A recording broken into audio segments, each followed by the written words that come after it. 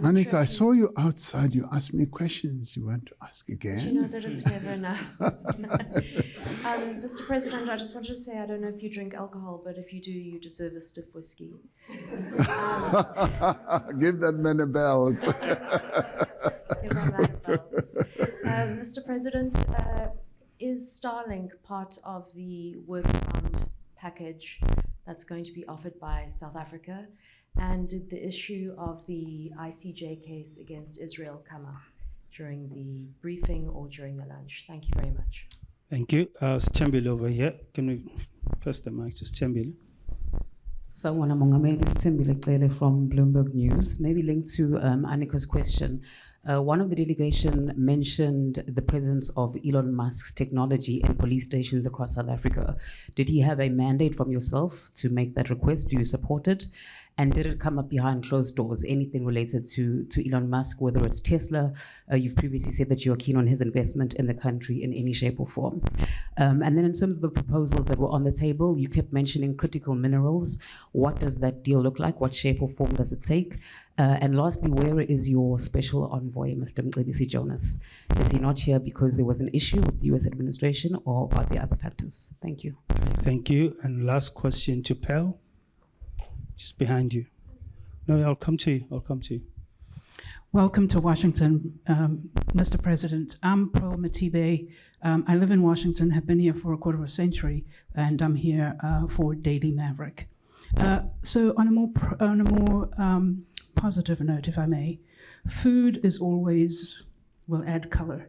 So if you could share a little bit, Mr. President, what did you enjoy on the menu? And then also to achieve the common ground that both yourself and President Trump would like to achieve, and the economic prosperity of both peoples, that cannot be achieved without security, right? And so I know that you did mention to President Trump that you don't have a plane to offer him. And I know South Africa has not had a C-130, although the United States did provide a C-130 to a neighboring SADC country. Secretary Hegseth was in the room, and I'd like to find out the Pentagon issues in terms of assisting, or I know military drills have been a point of tensions in the past regarding China and Russia, as China's been the United States' key adversary. So could you share anything? Was there anything in terms of security, and a little bit about what did you eat for lunch? And was there any Diet Coke or any McDonald's or anything of that nature? Thank you, Pearl. President, I want to take the last question from Zianda. Zianda, you'll have the last question. Thank you. Thank you very much. My name is Zianda Ngobo from Newsroom Africa. Just linked to my colleagues' questions. Did you have a moment to speak to Elon Musk? He didn't quite use that opportunity in the Oval Office. In particular, when it comes to Starlink, we're told that Communications Minister Solly Malatsi is due to issue Arctic Gazette for an equity equivalent program. Are you aware of this? Is this something that came directly from you? And on the issue of the so-called persecuted white Afrikaners, Secretary of State Marco Rubio has been doing a media tour in the last couple of days while you were here in Washington, and he was basically saying he's wanting to extend the scope of this refugee program. Is that something that came up? I know you said you didn't get into the details, but that's still something that would have surely formed part of the discussion. Thank you. Thank you very much, Mr. President. That's the last round of questions in the interest of time. Thank you. Oh, you're not going to allow my ministers to talk. Oh, yes, we'll allow the ministers after you. Yeah, because they can just round off a few things. Aninka, the Starlink issue, was it part of our discussions? No. What we were able, and this is part of the offer or the package that we're talking about, is creating an environment for investment to take place. What do we want? We want US companies to come and invest in South Africa. That is a real deal for us. We want foreign direct investment. And to do that, we've got to create a conducive environment for FDI, for foreign direct investment.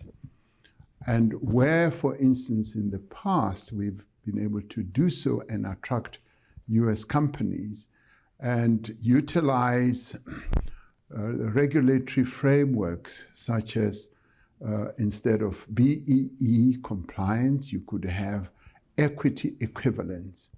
And US companies have embraced that. That shows that they are willing to go along with our regulatory framework, which we have crafted to attract investors to South Africa. And many other countries utilize a variety of ways to do that. I know, for instance, I was reading that when Tesla wanted to build a gigafactory, car manufacturing factory in China, they were required to have Chinese partners. And they had a negotiation with the Chinese government, and in the end, they dispensed with that regulatory compliance and allowed Tesla to invest directly as a sole company in building a giga car manufacturing facility in China. So what did the Chinese do? They crafted their own regulatory framework, and they were able to come up with a creative way of enabling an investment to take place. Because one, they wanted to bring in an investor, two, create jobs in China and all that. So similarly with us, there's nothing wrong with South Africa to have in the past crafted an equity equivalence provision that has allowed many companies, Amazon, Microsoft, Google, you name them, they have utilized that same type of dispensation. And in doing so, we want to see how best we can attract further investors in South Africa and be able to get a regulatory framework that can allow them to come and invest.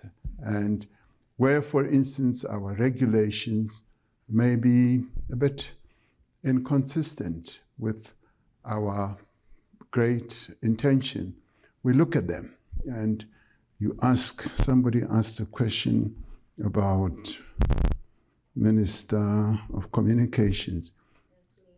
Yeah, that's you, yes.